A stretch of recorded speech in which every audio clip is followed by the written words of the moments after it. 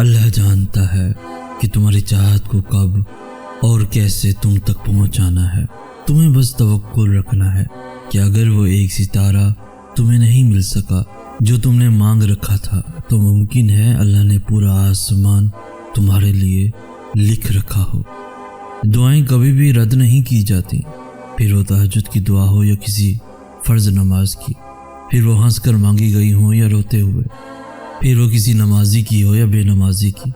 جو کافر کو بھی خالی ہاتھ نہیں لوٹاتا، تمہیں لگتا ہے وہ تمہیں تڑپتا ہوا چھوڑ سکتا ہے؟ ہمت مت ہارو، دعا مانگتے رہو تب تک جب تک جواب نہیں مل جاتا۔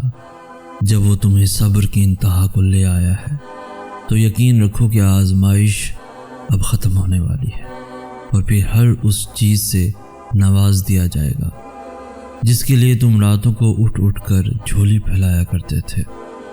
تو پھر اگر راتیں بے سکون لگتی ہیں تو راتیں اللہ کے ساتھ گزار لیا کرو۔ جب سب سو رہے ہوتے ہیں تب اللہ کو حال دل سنا دیا کرو۔ جو باتیں تنگ کرتی ہیں انہیں اللہ کے حوالے کر کے بے فکری کی نیند سو جایا کرو۔ تہجد کے پہلے غم کا سجدہ ہی آخری غم کا ہوتا ہے، کیونکہ اس کے بعد کوئی غم نہیں ستاتا اور نہ ہی کوئی زخم جگاتا ہے۔ پھر تو انسان خوشی سے جاگتا ہے، اپنے رب سے ملاقات کی غرض سے جاگتا ہے۔ تو اگر اللہ تمہیں تہجد تک لے آیا ہے تو جان لو کہ اس نے تمہارے لیے عشق کو چن لیا ہے، یعنی تمہارے لیے خود کو چن لیا ہے، اور اس نے تمہاری ہر فریاد پر کن کا ارادہ باندھ لیا ہے۔ اللہ نے اتنا سکون کائنات کے کسی وقت میں نہیں رکھا جتنا تہجد میں رکھا ہے۔ تہجد ایسا پردہ ہے جو تمہارے اور اللہ کے درمیان حائل ہونے والے فاصلے سے اٹھ جاتا ہے، تاکہ نہ تمہارے مانگنے کی مشکل آئے نہ اس کی عطا دیکھنے میں۔ قرب کی انتہا کو پہنچ کر تمہارا جسم سجدے میں گر جاتا ہے، مگر قربت کی انتہا کو پہنچ کر تمہاری روح سجدہ ریز ہوتی ہے۔ فرض نمازیں محبت کی دین ہوتی ہیں، مگر تہجد کا سجدہ وہی کرتا ہے جس نے عشق کیا ہو۔ اور کچھ راتیں وہ نیند سے خالی رکھتا ہی اس لیے ہے تاکہ اس کا بندہ اس سے باتیں کرے۔ جب کوئی اس سے نہیں مانگتا تب اس کا بندہ اس سے مانگے، اور پھر جو کسی کو بھی نہیں ملا وہ تمہیں عطا کر دیا جائے۔ تم سوچتے ہو کہ درد کی شدت سے جاگ رہے ہو، مگر دراصل وہ درد تو محض تم سے ملاقات کا بہانہ ہوتا ہے۔ جیسے ہنساتا اور رلاتا اللہ ہے، ویسے ہی جگاتا اور سلاتا بھی اللہ ہے۔ جب اللہ دل میں اتر جاتا ہے تو وقت تہجد آنکھوں میں نیند نہیں اترتی۔ اس ٹوٹے ہوئے دل پر غم نہ کرو، کیونکہ جس نے اسے بنایا ہے وہ اس دل کو موڑ بھی سکتا ہے اور پھر سے جوڑ بھی سکتا ہے۔ اللہ کو تمہارا توکل اور تمہارا صبر کرنا اتنا پسند آ گیا ہے کہ وہ چاہتا ہے کچھ دیر اور تم اسی یقین کے ساتھ اس سے مانگو، اور یہ نہیں سوچو کہ کیا ممکن ہے اور کیا نہیں، کیونکہ جب تم ناممکن مانگتے ہو تب اللہ بھی تمہیں ناممکن وسیلوں سے ہی عطا کرتا ہے۔ اور وہ دعا جو منہ سے نکلتے ہی قبولیت کے مراحل میں داخل ہو جاتی ہے وہ ٹوٹے ہوئے دل کی دعا ہے۔ بس پھر جو مانگ لیا جاتا ہے اس کی عطا میں دیری نہیں کی جاتی، پھر وہ شے بھلے ہی تمہارے نصیب کا حصہ نہ ہو۔ کیا تم نے سنا نہیں، تمہارا رب سب کچھ کر سکتا ہے۔ وہ تو تمہیں تب بھی سنتا ہے جب تم خود کو بھی سن نہیں پاتے۔ تو پھر یہ کبھی مت سوچنا کہ اللہ نے تمہاری التجا رد کر دی ہے، اس نے ہر صدا سن لی ہے، بس اس نے صلے کا ایک وقت مقرر کر رکھا ہے۔ وہ جس کو نہ نیند آتی ہے اور نہ اونگ، تمہیں لگتا ہے وہ تمہاری اذیت میں گزرے ہوئے کسی بھی لمحے سے بے خبر ہو سکتا ہے، جو پتھر میں رہنے والی چونٹی کو بھی رزق دیتا ہے۔ تمہیں لگتا ہے وہ تمہیں تمہاری چاہت سے نہیں نواز سکتا، جو بے زبان پرندوں کی بھی آواز سن سکتا ہے۔ تمہیں لگتا ہے وہ تمہارے دل کی کیفیات سے ناواقف ہو سکتا ہے۔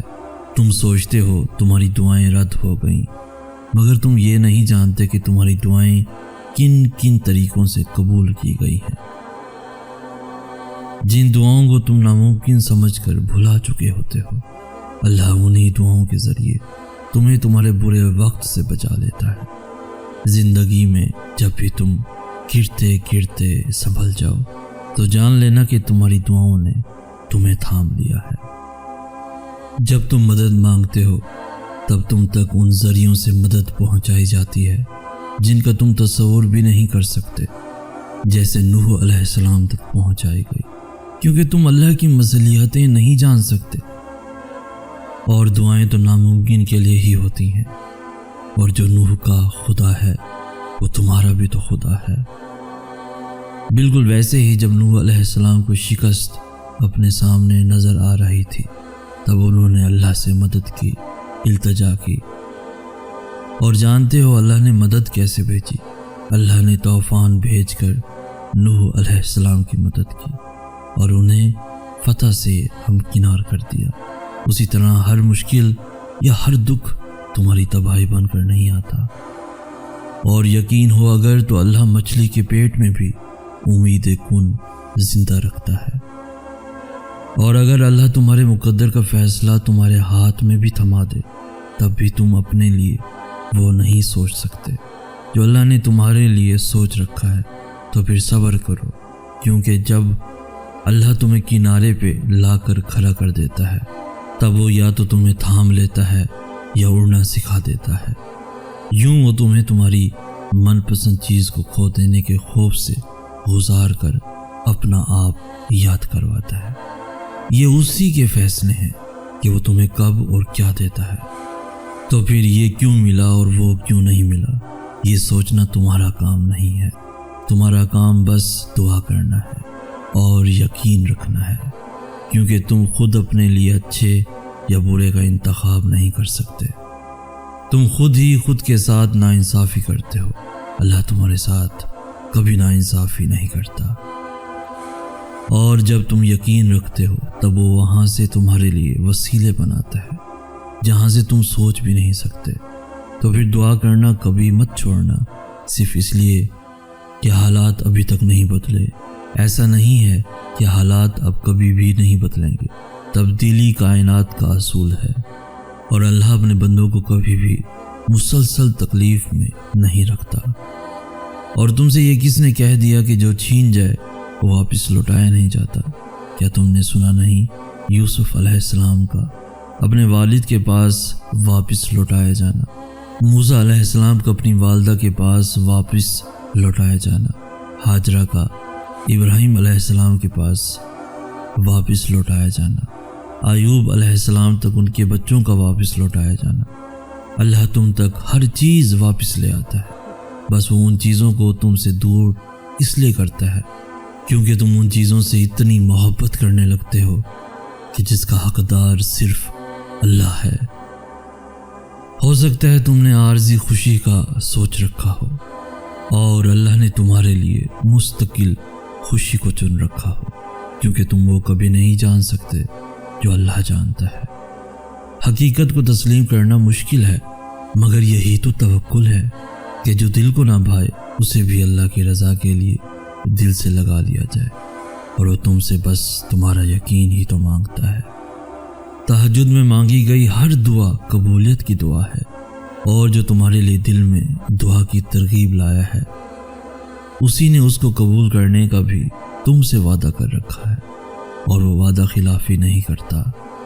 ہو سکتا ہے راستہ تمہاری پسند کا نہ ہو، مگر یہ بھی تو ممکن ہے کہ یہ راستہ تمہیں اسی منزل کی جانب لے جا رہا ہو جہاں تم جانا چاہتے ہو۔